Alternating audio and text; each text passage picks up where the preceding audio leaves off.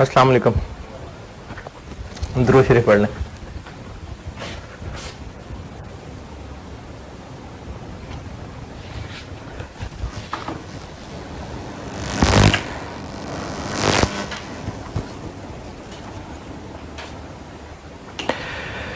जी अब ये मुश्किल काम कर लिया, अब समेटते हैं बैलेंस शीट। और कोई एडजस्टमेंट नहीं? और कौन सी वर्किंग रहेगी? एनसी आएगी? नहीं, कंसोलिडेशन तो कर नहीं रहा। और इन्वेस्टमेंट इन SV2 वो यहां बना लेते हैं।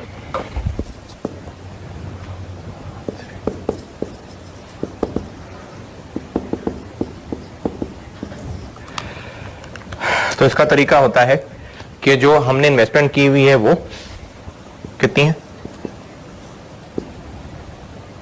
SV2 में कितनी इन्वेस्टमेंट की हुई है हमने?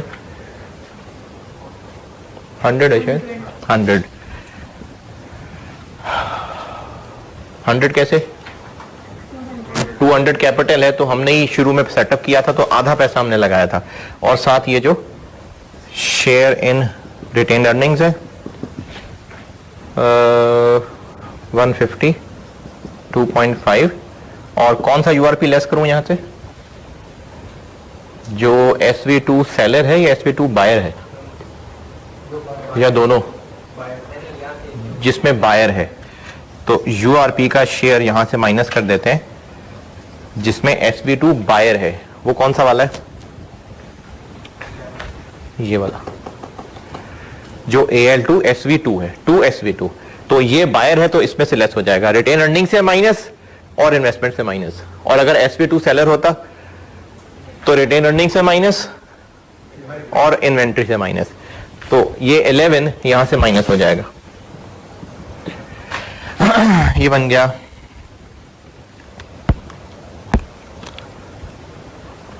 241.5।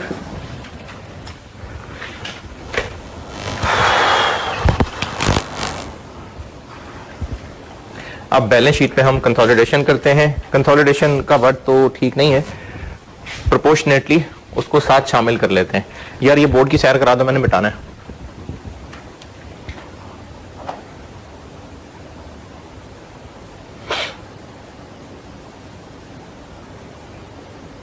ठीक है, आप लोग मिटा दो।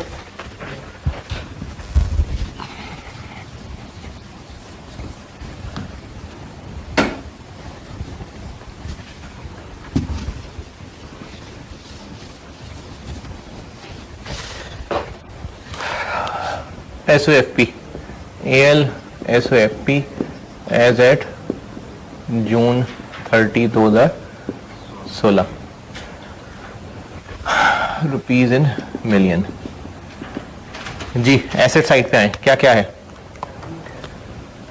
PP AL का कितना? 2650। साथ SV1 के कितने उठाऊं? 80%। SV1 के हैं कितने? 750 का 80%। और कोई URP फेयर वैल्यू नहीं? जी 3250। और क्या है? और एसेट्स में इन्वेस्टमेंट्स हैं। एक तो गुडविल हमने ले बना दी, गुडविल वर्किंग 11। और इन्वेस्टमेंट कौन सी रखी है? SV2 वाली वर्किंग 3 241.5। SV1 वाली तो हमने खत्म कर दी, उसी के अगेंस्ट तो हम साथ शामिल कर रहे हैं एसेट्स और लायबिलिटीज को। और क्या है? स्टॉक AL का कितना? 695 प्लस SV1 का 250 को आगे 80%। अच्छा, अब इसमें से कौन कौन सा URP माइनस करना है? बाकी तीनों जिसमें एएल सेल बायर है वो तो करना ही है क्योंकि एएल की इन्वेंट्री तो है, और जिसमें SV1 बायर है वो भी करना है। तो बाकी तीनों यहां से, क्योंकि जिसमें SV2 बायर था वो यहां से, बाकी तीनों यहां से, बाकी तीनों क्या क्या है? 17.6, 36, 2.85,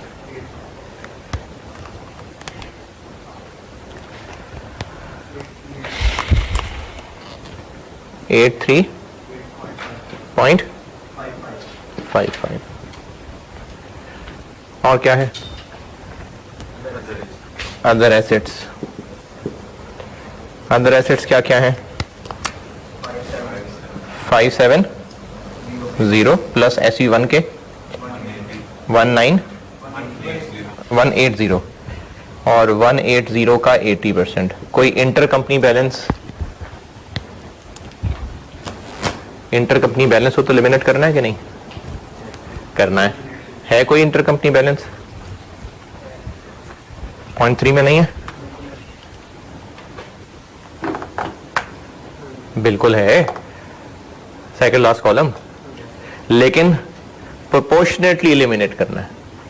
क्यों? जब हमने SV1 को शामिल ही 80% किया है तो फिर इंटर कंपनी भी तो 80% ही है ना, तो 80% एलिमिनेट करना है।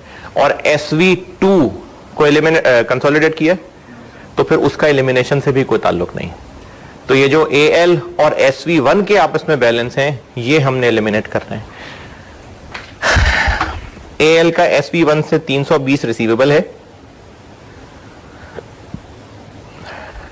कि पेएबल है?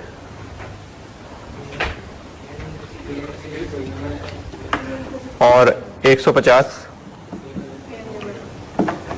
तो मैं रिसीवेबल में से 320 उड़ा दूं और पेएबल में से 150 उड़ा दूं? दोनों में से दोनों। क्यों?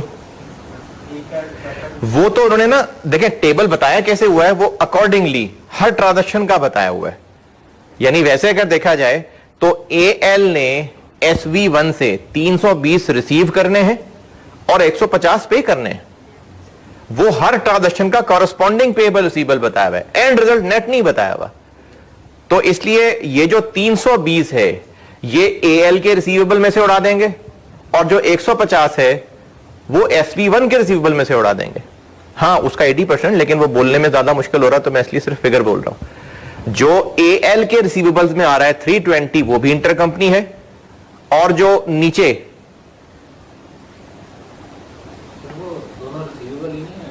किधर गया, जो नीचे है 150 वो AL का पेएबल है, लेकिन एक्चुअली वो SV1 का रिसीवेबल है। ये जो पेएबल रिसीवेबल है ना, इसकी हेडिंग देखें, ये सारा कुछ AL के कॉन्टेक्स्ट में बताया हुआ है। नहीं समझ आई?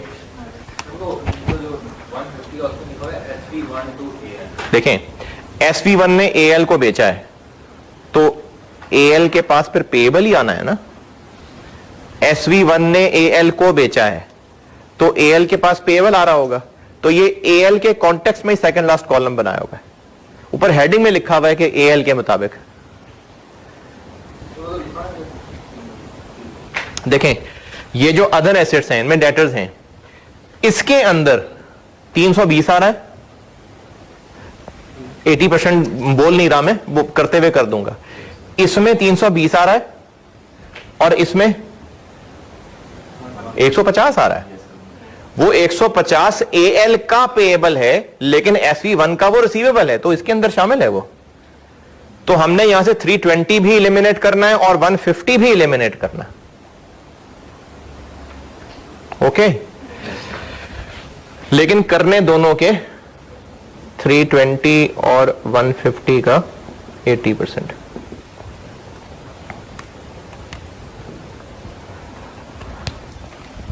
पूछना जी?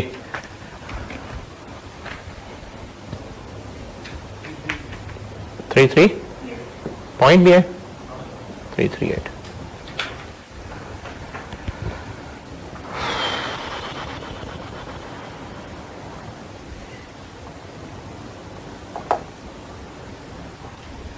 और वो जो बाकी दोनों बैलेंस हैं चूंकि वो SV2 इन्वॉल्व है तो इसलिए उसको एलिमिनेट नहीं करना। इनका ग्रैंड टोटल बन गया 4679.05। सही है।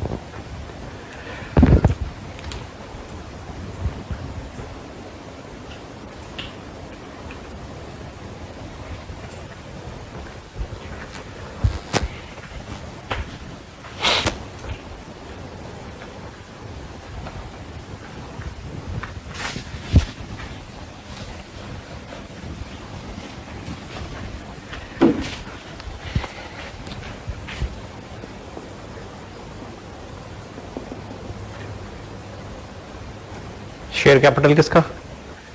सिर्फ AL का। 80% उसका ना मिला लें साथ? नहीं। कितना? 2000। रिटेन अर्निंग्स वर्किंग कर चुके 1310.05।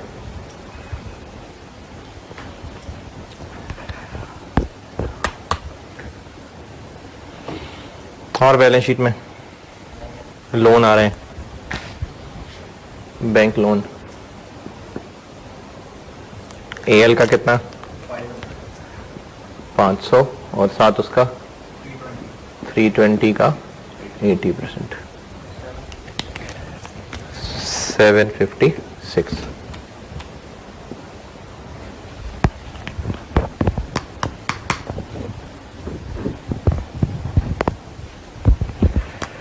और करंट लायबिलिटीज, तो यही जो यहां से उड़ाया है, ये वाला नीला नीला, यही यहां से उड़ जाएगा। AL की करंट लायबिलिटीज कितनी? 665 प्लस SV1 की 405 का 80%, और यही नीला वाला यहां से भी एलिमिनेट हो जाएगा।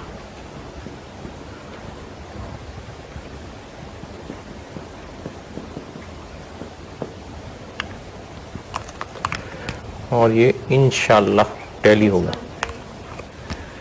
613 टैली है।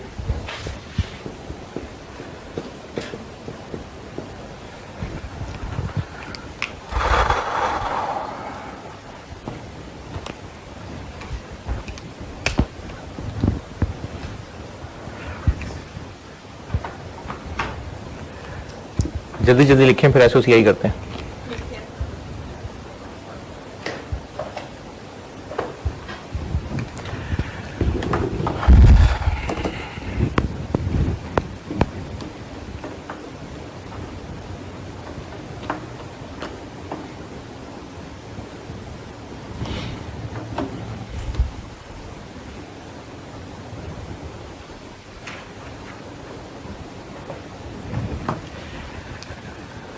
अच्छा, इसमें ICAP के सोल्यूशन में एक गलती है, बस SOCI में आके बताता हूं।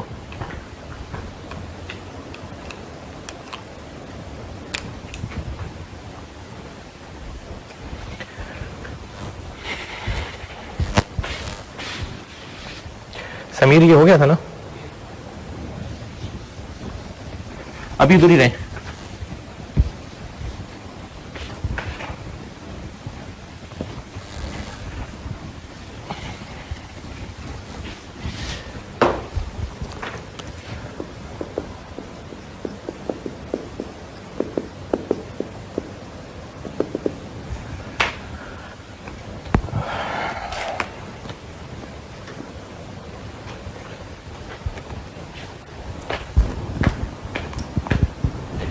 SOFP okay. AL की सेल्स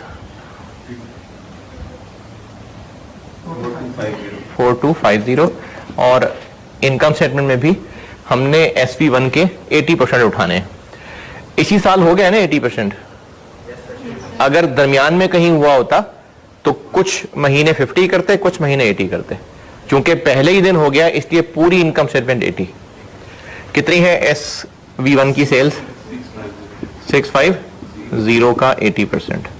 और कॉस्ट ऑफ सेल लिख लूं फिर बताता हूं दोनों। कॉस्ट ऑफ सेल भी बताइए। 2993 प्लस 480 का 80%। सेल्स और कॉस्ट ऑफ सेल्स दोनों में क्या क्या होता है? इंटर कंपनी सेल्स दोनों में से उड़ाते हैं सेम फिगर।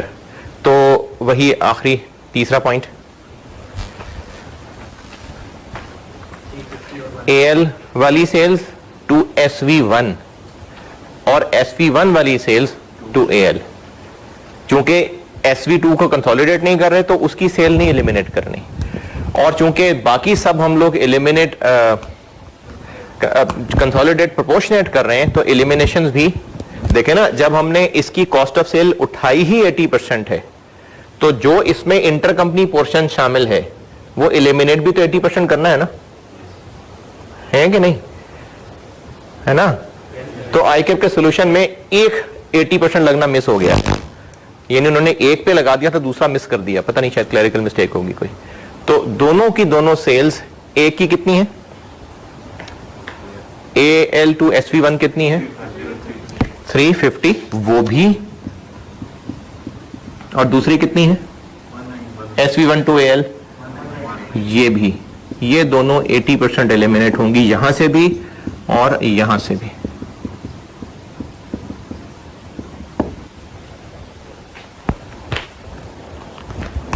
और कॉस्ट ऑफ सेल में क्या होता है? URP। अच्छा, आप लोग को अगर लगता है कि पेज पे जगह मैनेज होनी, कॉस्ट ऑफ सेल में मुमकिन है कि इसमें जगह ज्यादा लग जाया करे, तो इसको वर्किंग कह के तो वर्किंग में ये प्लस माइनस दिखा दें, क्योंकि देखें 3 तरह के तो URP माइनस होने हैं। तो अगर जगह मैनेज नहीं हो रही तो पेज पे गंद मत मचाएं, अलग working cost of sale working 4 कह के अलग से वर्किंग में दिखा दें। AL plus SV1 minus inter company plus URP के माइनस URP, प्लस URP के माइनस URP, प्लस URP। कौन कौन से? कौन कौन से? अच्छा, नोट तो सारे कर ही रहे हैं, लेकिन 2 मिनट की खामोशी, सारे लोग जरा जबानी ढूंढने चाहे कौन कौन सा URP आना है यहां।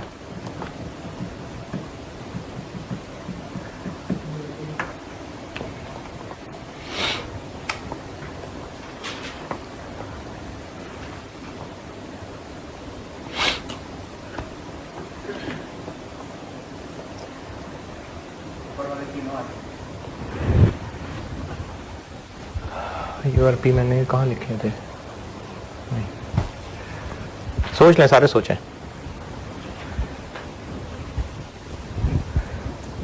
सिर्फ नोट करने तो नहीं ना है फिजिकल, है? तो फिर सोचें सारे URP कौन कौन से ऐड लोने।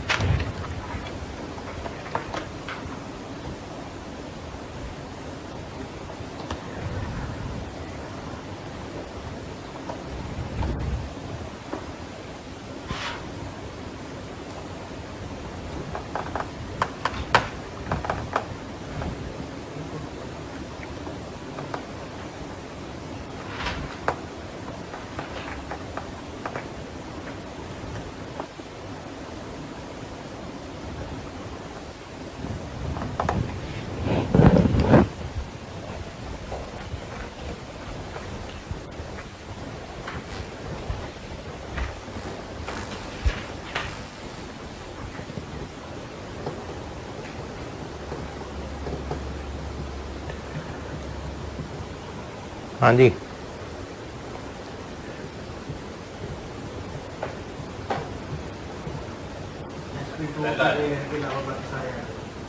AL और SV1 कंसोलिडेट हो रहे हैं ना, तो ये तो P और S की तरह की चीजें होंगी। तो इन दोनों के URP जिसमें ये दोनों सेलर थे वो तो आएंगे ही आएंगे। कौन कौन से? AL सेलर, नहीं, मैं बीच में गलती हो गई एक। अभी फिलहाल SV2 को छोड़ देते हैं, फिलहाल SV2 को छोड़ दें। जो AL ने SV1 को बेचा और जो SV1 ने AL को बेचा, P और S की तरह, तो ये दोनों यूआरपी लेस होंगे ना, ऐड। अभी फिलहाल SV2 को भूल जाते हैं, AL और SV1 सोचते हैं। AL ने जो SV1 को बेचा वो यूआरपी भी यहां आएगा, और जो SV1 ने AL को बेचा वो भी आएगा। कौन कौन से हैं वो? 17.6 और 36। चलें अब SV1 को साइड पे करें और SV2 को एसोसिएट समझ के बोलें।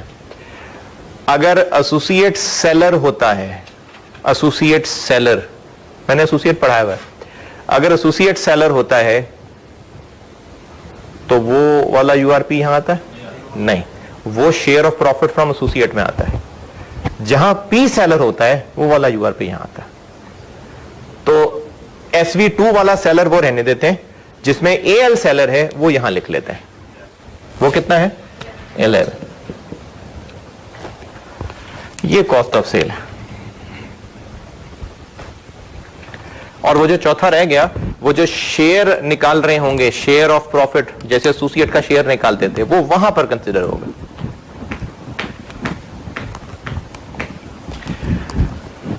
अगर पिछले 2 हफ्ते वाली मेहनत साथ साथ नहीं रखेंगे तो फिर अगले 2 हफ्ते भी फारिग होने लगे।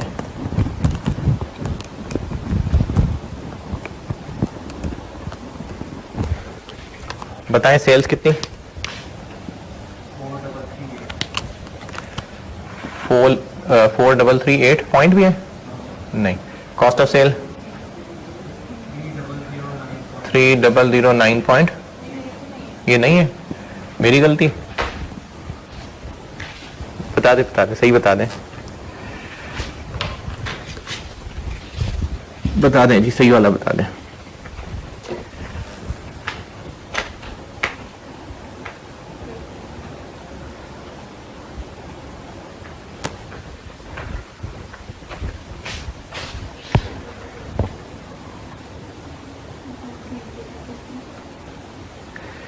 यही था वैसे, दोबारा बताइए। 4338 और 3009.6, यही है। आप कैलकुलेशन में देखें, गलती हो रही होगी।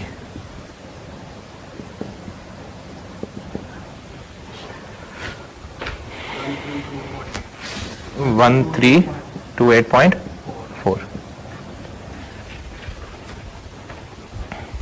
आगे क्या है सीआई में? एक्सपेंसेस हैं। एक्सपेंसेस में तो शायद कुछ नहीं है एलिमिनेट होने वाला। AL का कितना? SV1 का 145 का 657, ये ठीक है 145। अच्छा, ढूंढने सवाल में कुछ रह गया? हाँ जी, चूंकि इसी साल एक्स्ट्रा शेयर्स खरीदे हैं तो वो 3 मिलियन इसी साल का खर्चा है, तो वहां अगर AL की रिटेन अर्निंग से माइनस किया था, मतलब यहां एक्सपेंस बनेगा, तो वो वाला 3 भी आएगा।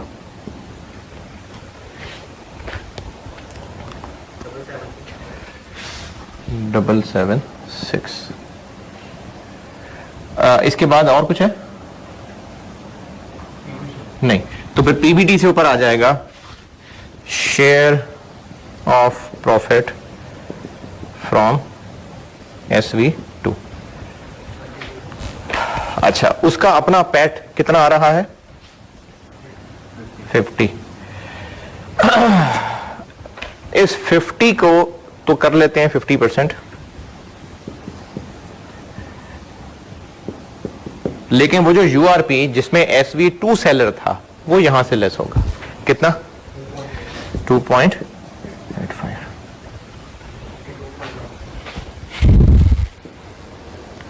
कितना? 22.15। सही। तो प्रॉफिट आ जाएगा, टैक्स नहीं है शायद ना, 574.55।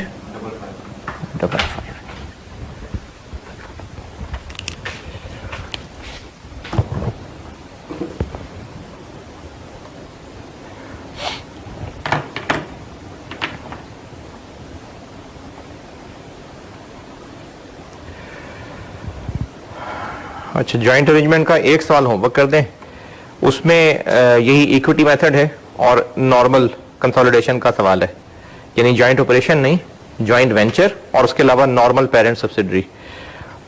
सॉल्यूशन में इसका जब ये लेक्चर अपलोड करूंगा ना सुबह, तो सॉल्यूशन अपलोड कर दूंगा, आपने तो खुद ही सॉल्व करना है, सॉल्यूशन देके थोड़ी करना है।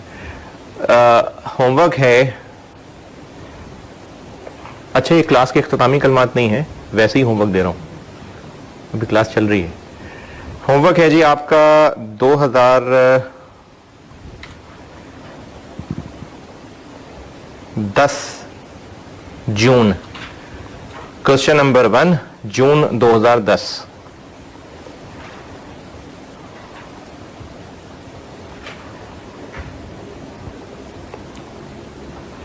एक रीजनेबल कंसोलिडेशन का सवाल है, पेरेंट और सब्सिडरी, और साथ ये एक जॉइंट वेंचर है, जॉइंट वेंचर। जून 2000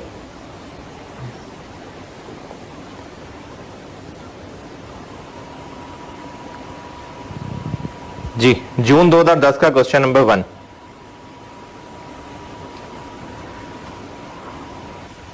नंबर 30।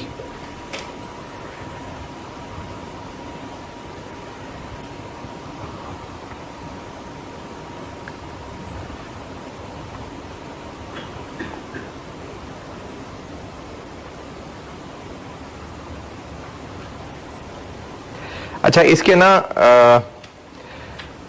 वैसे तो इतना खास फर्क नहीं पड़ेगा, लेकिन चलें फिर भी पॉइंट नंबर 5 उड़ा दीजिएगा सवाल का, क्योंकि ये ना पुराने आईएएस का सेंटेंस था। आल्दो के आप इसको इग्नोर नहीं, ठीक है उड़ा दें, पॉइंट 5 इस सवाल का उड़ा दें। ये पुराना आईएएस था, ये उसके मुताबिक ये पॉइंट था।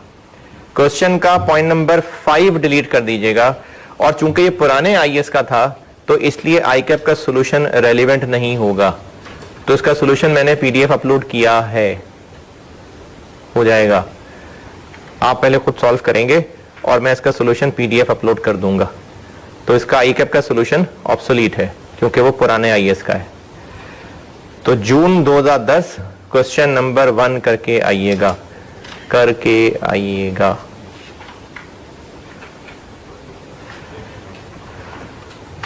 चलें अब जॉइंट अरेंजमेंट खत्म। अगला टॉपिक, ये जरा सैर करा दो यार बोर्ड की।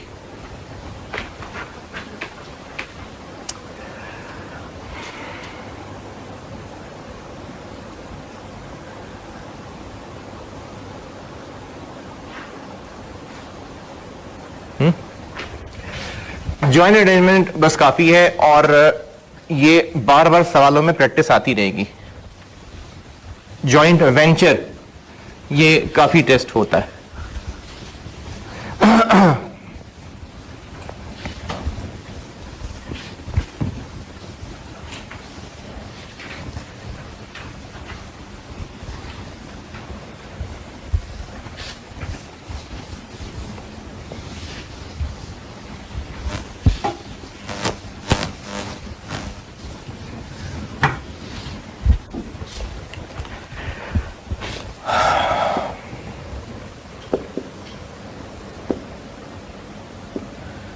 कॉम्प्लेक्स ग्रुप्स,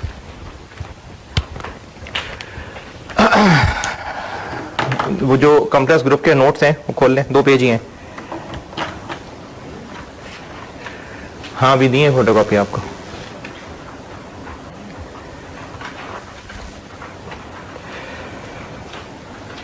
ढाई पेजेस हैं टोटल। कॉम्प्लेक्स ग्रुप क्या है? कॉम्प्लेक्स ग्रुप में 2 तरह की चीजें होती हैं। कॉम्प्लेक्स ग्रुप होता है जैसे हम वैसे अगर फैमिली की बात करें, अब्बा जी बेटा, ये फैमिली है, तो पोता भी इसी फैमिली का हिस्सा है, वो दादाजी की औलाद में से आएगा ना। तो पोते को अंग्रेजी में कहते हैं सब सब्सिडरी, यानी पेरेंट की सब्सिडरी और उस सब्सिडरी की आगे एक और सब्सिडरी, तो वो जो पोता है उसको सब सब्सिडरी कहते हैं। अच्छा, अब वो जो सब सब्सिडरी है इसमें 2 तरह की चीजें हो सकती हैं, या तो वर्टिकल ग्रुप, ये देखिए पहले पेज पे ही, मेरा शक्ल ना देखें, पेज देखें ना, पहले पेज पे देखें। वर्टिकल ग्रुप और एक है mixed group. Vertical group parent से सब्सिडरी और सब्सिडरी के आगे फिर सब्सिडरी, और एक है मिक्स्ड ग्रुप। क्या लग रहा है देख के? पेरेंट के भी शेयर्स हैं। अच्छा, अब इस पे टेक्निकल बात क्या है, आसान सी है लेकिन थोड़ी बहुत टेक्निकल।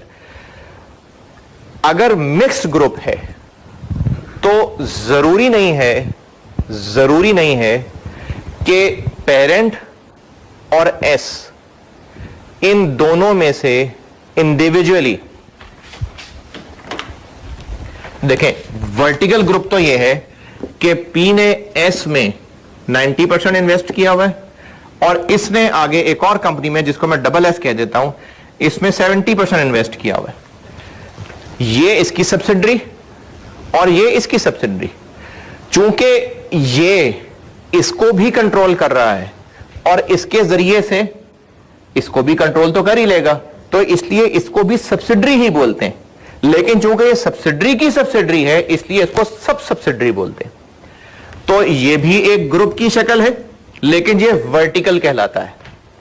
और दूसरा सिनेरियो ये है कि पी ने एस में तो इन्वेस्ट किया ही हुआ है और डबल एस में भी इन्वेस्ट किया हुआ है, लेट्स से 25%, और इसने इसमें इन्वेस्ट किया हुआ है 60%। अब ये एस की सब्सिडरी है और पेरेंट की इसमें डायरेक्ट इन्वेस्टमेंट भी है, नहीं एसोसिएट नहीं है। अगर ये ना होता तो ये इसकी एसोसिएट होती। अगर ये बीच में लाइन निकाल दूं ना तो ये पेरेंट की सब्सिडरी है और ये एसोसिएट है, लेकिन अब ये इसकी एसोसिएट नहीं कहलाएगी, अब ये इसकी सब सब्सिडरी कहलाएगी। इसको डी शेप भी कहते हैं, आल्दो को डी में उल्टा बना दिया, इसको ऐसे करें तो डी बन जाएगा। इसको डी शेप भी कहते हैं। डी शेप में टेक्निकल बात यह है कि यहां पर ये इसकी सब्सिडरी है तो पेरेंट की सब सब्सिडरी है। ये बात दोबारा, इसको ये इंडिविजुअली कंट्रोल कर रहा है इसलिए ये ग्रुप का हिस्सा है। चूंकि ये कंट्रोल कर रहा है तो ये तो कर ही रहा है। यहां पर ये इसको कंट्रोल कर रहा हो तो ये सब सब्सिडरी है ही, लेकिन अगर ऐसा होता ना तो भी ये सब सब्सिडरी होती। क्यों? क्योंकि 40 और 25 65 एस के 65% शेयर्स इन दोनों के हाथ में, तो उन 65 पे किसका हुक्म चलना है? पी का। तो इसलिए स्टिल ये सब सब्सिडरी है। वर्टिकल ग्रुप में ये इसकी सब्सिडरी होनी जरूरी है, लेकिन मिक्स्ड में ये हो सकता है इसकी सब्सिडरी हो सकता है ना हो। अगर इन दोनों का मिला के 50 से ऊपर है तो भी ये सब सब्सिडरी। ये बात ओके? जाग रहे हैं?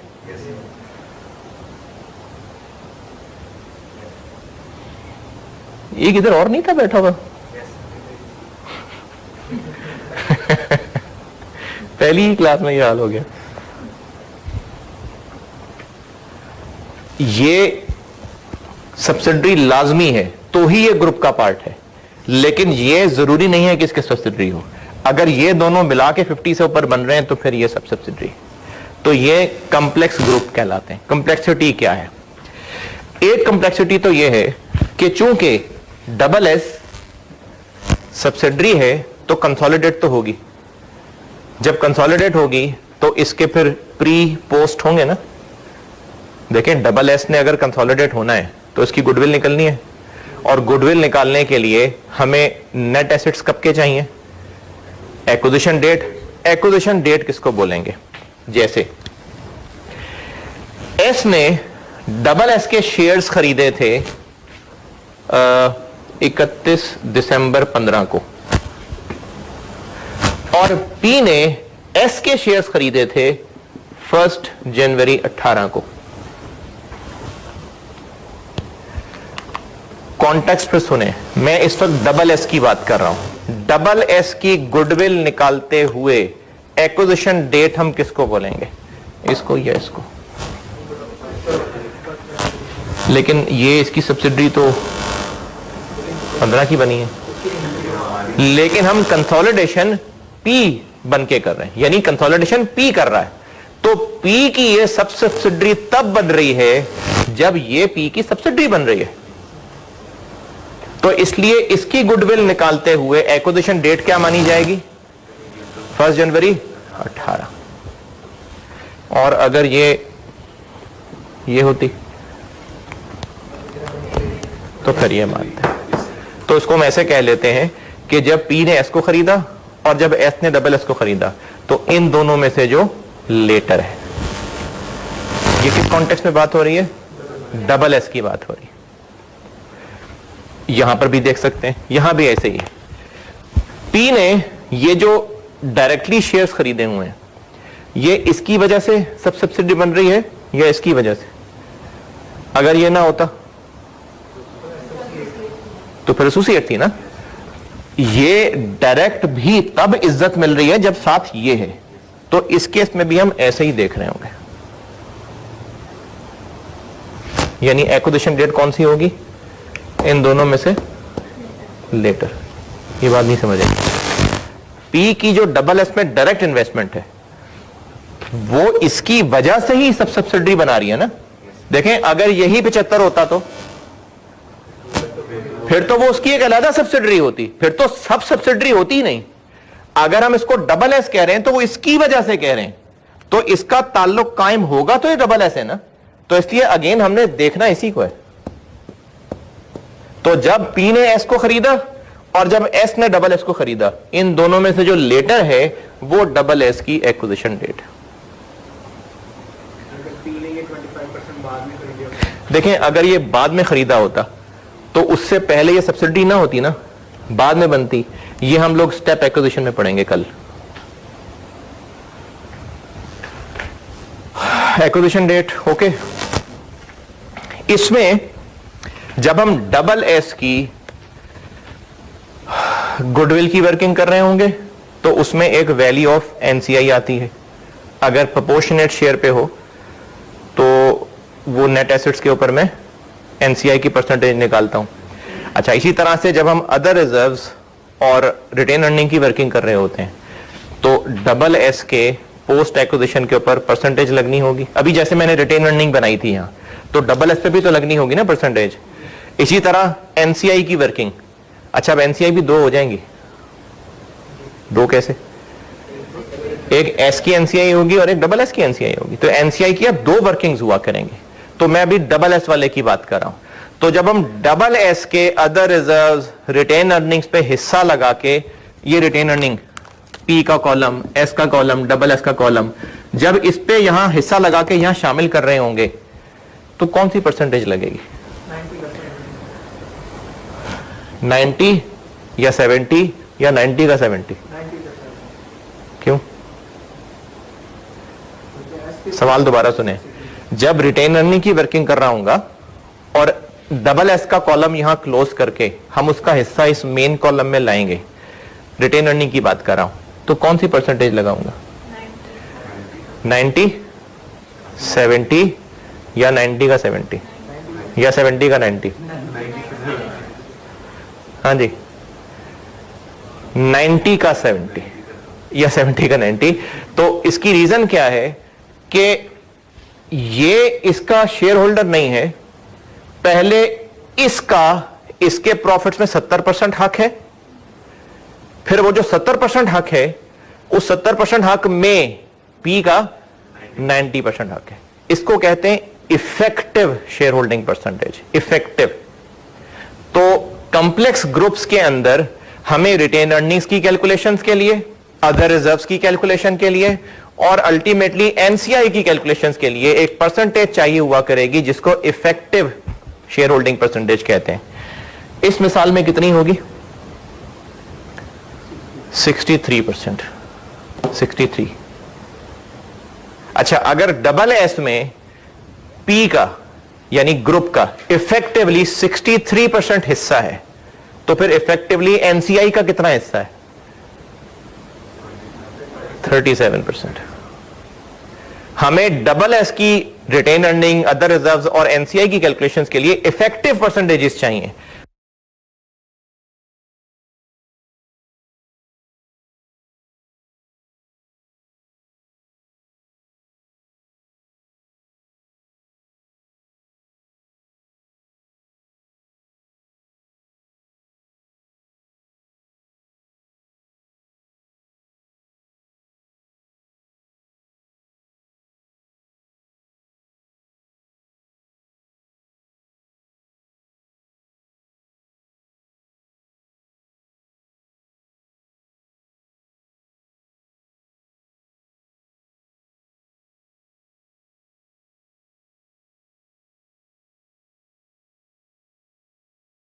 जो कि इसको इससे मल्टीप्लाई करके बनेंगी। तो अगर 90 इंटू 70, नींद आ रही है, अगर 90 इंटू 70 63% है, तो 63% इफेक्टिव शेयर होल्डिंग हो गई, और एनसीआई इफेक्टिव कितनी हो गई? 37। यहां पर इफेक्टिव परसेंटेज कितनी होगी इस मिसाल में?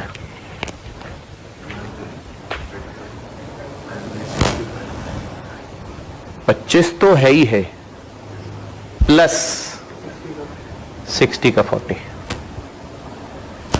60 इंटू 40, जिस तरह 90 इंटू 70 किया था, कितना बन गया? 24। और साथ ये 25 को भी कोई 60% करने की जरूरत है? नहीं, ये 25 तो पूरा 25। देखें, पेरेंट का इसमें डायरेक्टली 25% हिस्सा है, तो ये 25 तो है ही, इस 40 का 60 है, यानी 60 इंटू 40 24%, और साथ 25%। कितना हो गया? अरे ये तो 49 बना सिर्फ। तो इफेक्टिव सिर्फ कैलकुलेशन के लिए होती है, इसका कंट्रोल से ताल्लुक नहीं है। यानी हमने यह फैसला करने के लिए कि पेरेंट का कंट्रोल है कि नहीं है,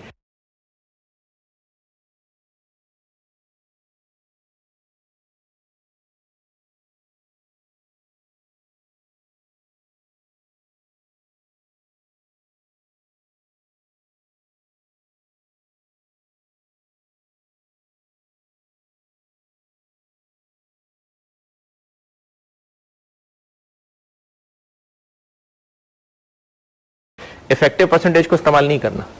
इफेक्टिव परसेंटेज क्यों निकाल रहे हैं?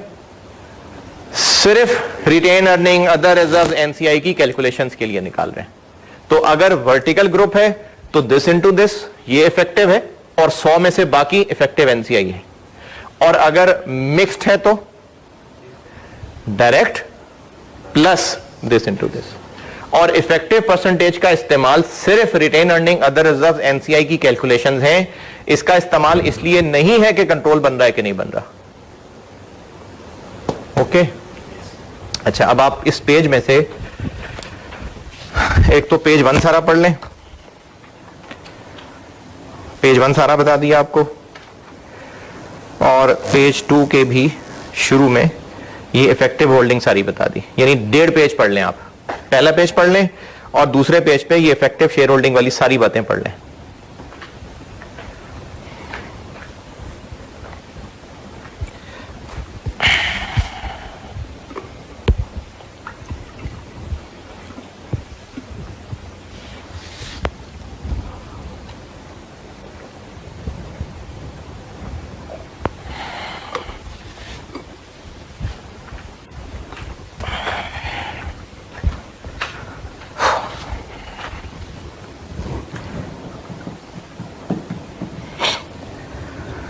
जी, इस केस में भी अगर परसेंटेज वर्टिकल इसमें भी अगर परसेंटेज 50 से कम निकले तो कोई बात नहीं। यानी अगर ये 60 हो और ये 55 हो, या इवन कि ये 55 हो, ये 52 है, तो 50 से नीचे निकल आएगी, कोई बात नहीं। इफेक्टिव परसेंटेज का ताल्लुक कंट्रोल ढूंढने से नहीं है। कंट्रोल आपने इन एब्सोल्यूट नंबर्स को देख के फैसला करना है। यानी अगर ये इसको कंट्रोल कर रहा है तो बस ये सब्सिडरी है, सब सब्सिडरी है। सब्सिडी काफी सब्सिडी को कंट्रोल करता है। अगर वर्टिकल है तो ये इसको कंट्रोल कर रहा है तो बस ये डबल एस है। और अगर मिक्स्ड है तो इन दोनों को ऐड करना है, मतलब एब्सोल्युटली ऐड करना है। कुछ रेशो लेके ऐड नहीं करना, सिंपली इनको ऐड करना है।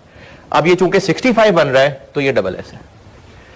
तो डबल एस है कि नहीं है, इस बात का फैसला इनकी सिंपल एडिशन से।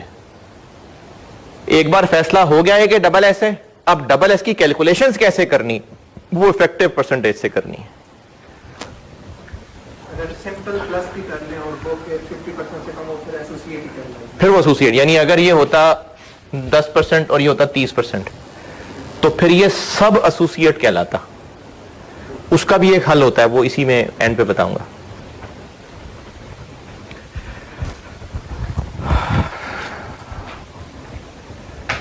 हाँ जी, 1.5 पेज कहां पढ़ने को। डबल एस की गुडविल,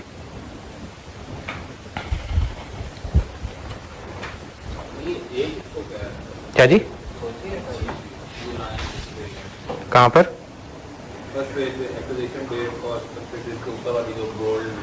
जी जी बिल्कुल, ए एसोसिएट को, यानी अगर ये एस ना होता ना, अगर ये होता ए,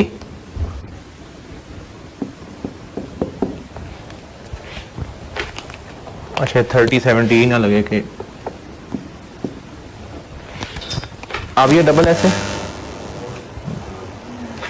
यही कंट्रोल नहीं हो रहा तो ये कहां से कंट्रोल होगा? तो ये डबल एस नहीं है अब। यानी अगर एसोसिएट की कोई सब्सिडरी हो तो वो डबल एस नहीं होती, ये लिखा हुआ नहीं, कुछ भी नहीं है।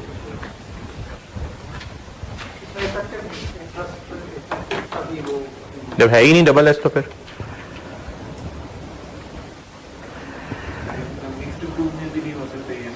क्या? देखें, एसोसिएट की सब्सिडरी अगर है तो वो हमारी डबल एस नहीं है। एक्चुअली एसोसिएट भी ग्रुप होता ही नहीं है ना, एसोसिएट ग्रुप का हिस्सा नहीं होता है। ग्रुप कहते हैं पेरेंट और सब्सिडरीज को, तो ये तो अब ग्रुप ही नहीं बना। ग्रुप ही नहीं है तो कंसोलिडेशन ही नहीं है।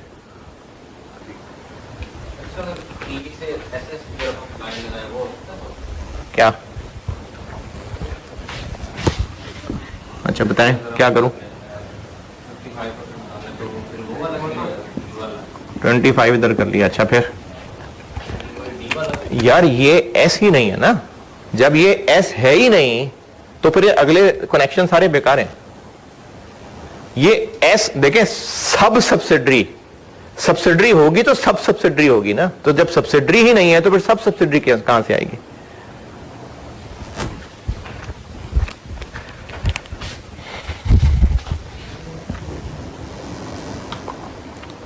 बस 5-10 मिनट और।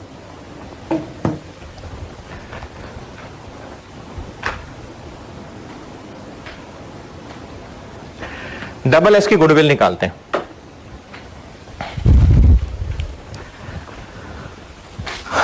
डबल एस की गुडविल ना फिगर से सिखाता हूं, जुबानी मुश्किल हो जाएगा, बस ये इसकी गुडविल सिखा के खत्म करता हूं क्लास।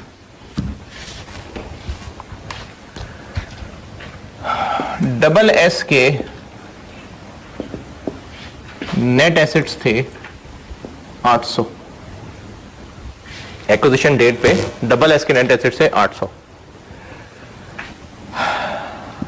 पी ने एस में इन्वेस्ट किया हुआ था 60% और पी ने डबल एस में इन्वेस्ट किया हुआ था 10% और एस ने इसमें इन्वेस्ट किया हुआ था 70%।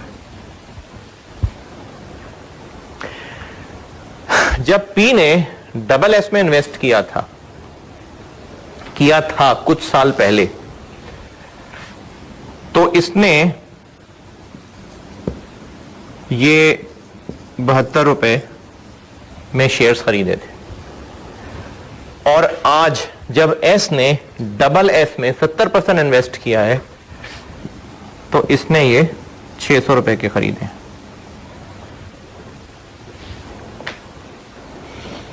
डबल एस के नेट एसेट्स 800 हैं। पी ने कुछ साल पहले डबल एस में 10% खरीदा था 72 रुपए का और एस ने डबल एस में अभी आज जबकि नेट एसेट्स दिए हुए 600 रुपए में इसके 70% शेयर्स खरीदे। मैं डबल एस की गुडविल निकालने लगा हूं, फिर खत्म करता हूं क्लास।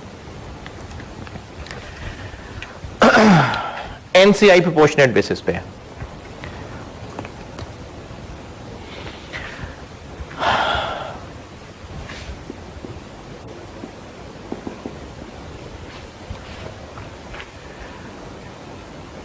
बीच बीच में से लाइनें लिखूंगा, इसलिए भी नोट मत करना।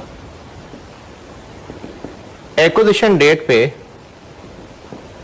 डबल एस के नेट एसेट्स कितने, वो जो होता है ना capital, premium, other reserve, retained earning, fair value adjustment, brand, contingent liability, उनका टोटल वो 800 है।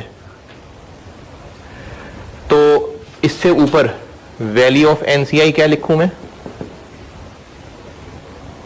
इफेक्टिव वाली, क्योंकि अब हम डबल एस की बात कर रहे हैं ना, तो डबल एस में एनसीआई कौन सी है, इफेक्टिव वाली। देखिए जरा इफेक्टिव क्या बनेगा, इफेक्टिव परसेंटेज देखिए क्या बनती है।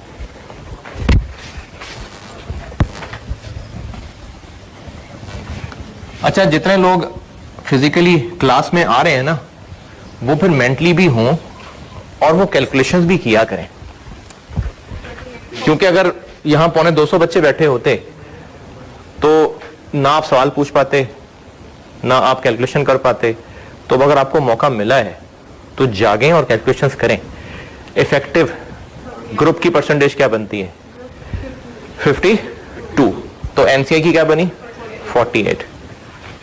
10 एज इट इज प्लस 60 का 70, तो एनसीआई बन जाएगी 40, क्या बोला 48। तो 800 का 48 कितना,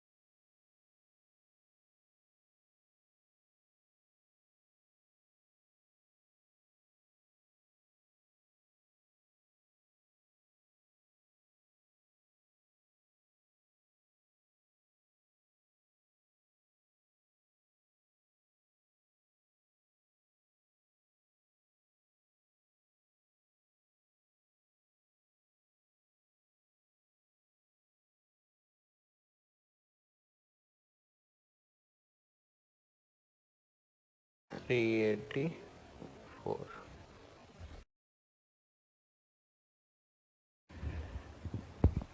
मैं निकाल रहा हूं डबल एस की गुडविल, लेकिन एस की नजर से कि पी की नजर से, पी की नजर से।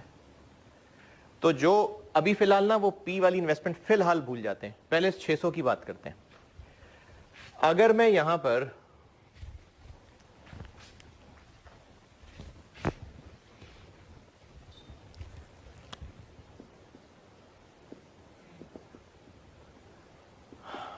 वो इन्वेस्टमेंट लिखूं जो एस ने डबल एस में की है, तो वो तो एस ने डबल एस में की है, पी ने थोड़ी की है। तो मुझे वो पूरी इन्वेस्टमेंट की 600 फिगर लिखनी चाहिए, या उसका 60% लिखना चाहिए, या 70% लिखना चाहिए, या 52% लिखना चाहिए।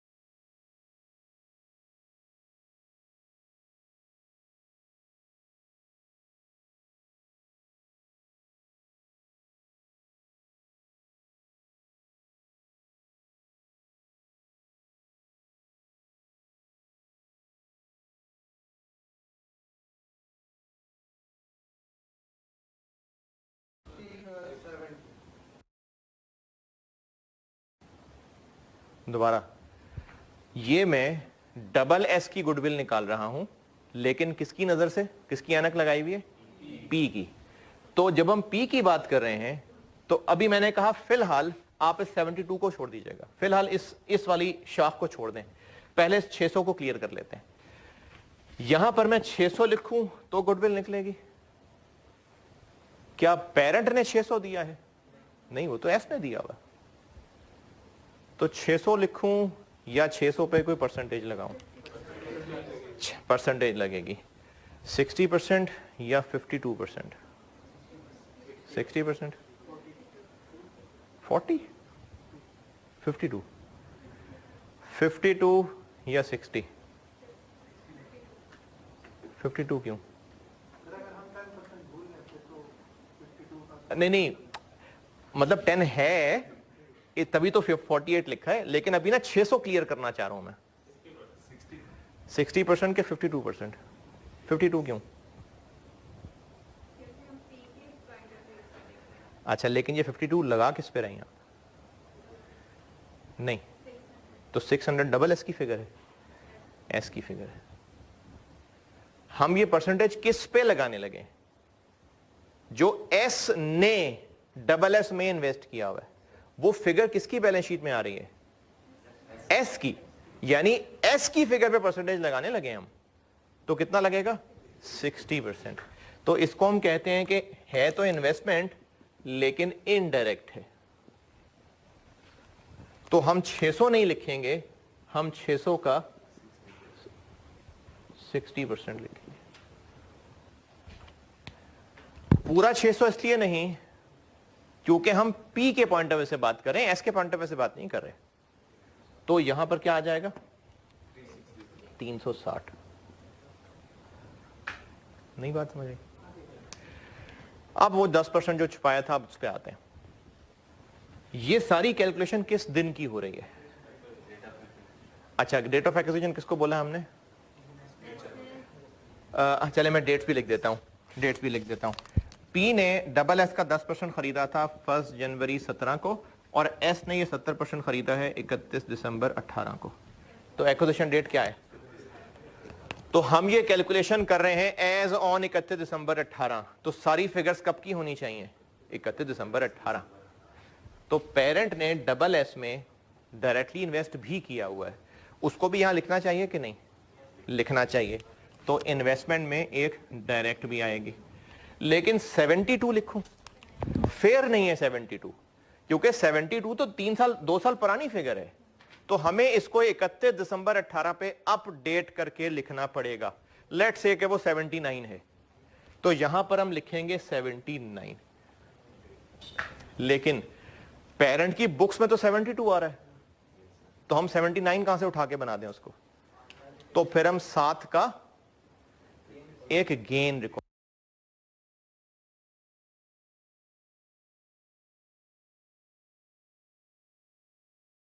करेंगे। किसके लिए गेन होगा ये? पी के लिए। तो पेरेंट ने अगर कोई पहले इन्वेस्टमेंट की हुई है, अगर नहीं की तो बस ठीक है, ये आंसर है। लेकिन अगर पेरेंट ने इन्वेस्टमेंट की हुई है तो वो वाली इन्वेस्टमेंट लिखेंगे और इस एक्विजिशन डेट पे अपडेट करके लिखेंगे, और जो गेन लॉस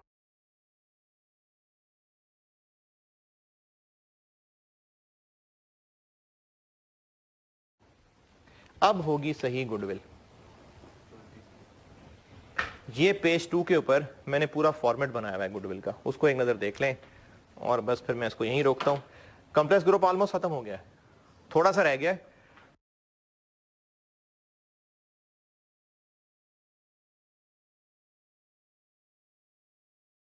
ये थोड़ा सा बता के और इसका एक सवाल खुद बना के मैं करा दूंगा, और अगर कल टाइम प्रॉपर मैनेज हो गया तो एक पास्ट पेपर भी खुद ही करा दूंगा, नहीं तो फिर आपको होमवर्क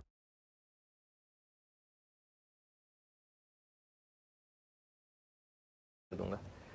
तो ये थोड़ा सा रह गया बस, ये कल 51 क्लास में पूरा करा के और कल इसकी प्रैक्टिस कराता हूं। पेज 2 के ऊपर जो मैंने गुडविल की वर्किंग बनाई हुई है वो पूरी पढ़ लें।